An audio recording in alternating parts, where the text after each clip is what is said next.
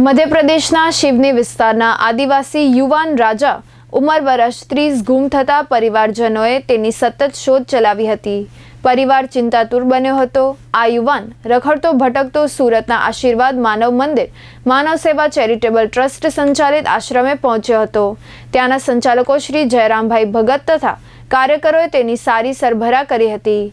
માનવજ્યોતના સામાજિક કાર્યકર રીતુબેન વર્મા સુરત આશ્રમની મુલાકાતે ગયેલ ત્યારે આ યુવાનને સાથે ભુજ તેડી આવી મધ્યપ્રદેશની પોલીસની મદદથી તેનું ઘર પરિવાર શોધી કાઢતા પરિવારના તેના માતા પિતા અને ભાઈ ભુજ આવી શ્રી રામદેવ સેવાશ્રમ પાલારા કચ્છ સ્થળેથી પોતાના વાલસોયા દીકરાનો કબજો લીધો હતો।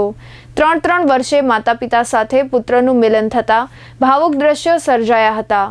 માતા પિતા ભાઈ ચોધાર આંસુએ રડી પડ્યા હતા।